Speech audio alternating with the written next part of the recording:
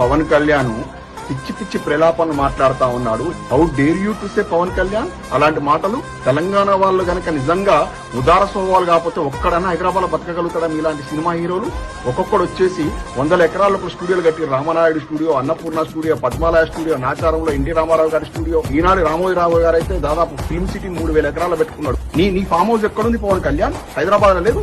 ఎక్కడ పుట్టావు బిడ్డా నువ్వు? ఎక్కడికి వచ్చి బతుకున్నావు? తెలంగాణలో బతుకుంటూ, తెలంగాణ ఉంటూ, తెలంగాణలో 100 కోట్ల 1000 కోట్ల ఆస్తులు సంపాదించుకుని తెలంగాణ మీద ఈ విధంగా ఆక్రోశం వెళ్ళగలుగుతావా? అసలు నీ బలం ఏంట్రా బాబు? లాస్ట్ టైం ఎలక్షన్ లో పోటీ చేసి 2 సీట్లలో పోటీ చేసి 2 ఓడిపోయారు. నీ బలమేదో తెలుసా? 2 సీట్లలో ఓడిపోతారు ఎవడన్నా? 2 సీట్లలో ఓడిపోతారు ఎవడన్నా? 2 సీట్లలో ఓడిపోయిన వ్యక్తి తెలంగాణ మీద మాట్లాడేంత గొప్పడు నువ్వు. బిడ్డ నాలుక కోస్తాం బిడ్డ, పిచ్చి పిచ్చి ప్రలాపాలు మాట్లాడు. ఇటువంటి హౌలాగాన్ని, ఇటువంటి సైకోని తీసుకొని ఉప ముఖ్యమంత్రి చంద్రబాబు నాయుడు గారికి దండం పెట్టాలి. ఏం నాయన ఈయన దొరికిడానికి డిప్యూటీ సీఎం చేస్తాను. లాస్ట్ టైం 2 సీట్లలో ఓడిపోయినాడు. ఏదో జుంపాలు పెట్టుకుని ఇట్లా ఊపుకుంటా పెద్ద ఒక కమ్యూనిస్ట్ లీడర్ లాగా కూడా పోతాడు. మళ్ళీ రైటిస్ట్ లా బీజేపీలో కాలు పట్టుకుంటాడు. అంటే నాటుగా చెప్పాలంటే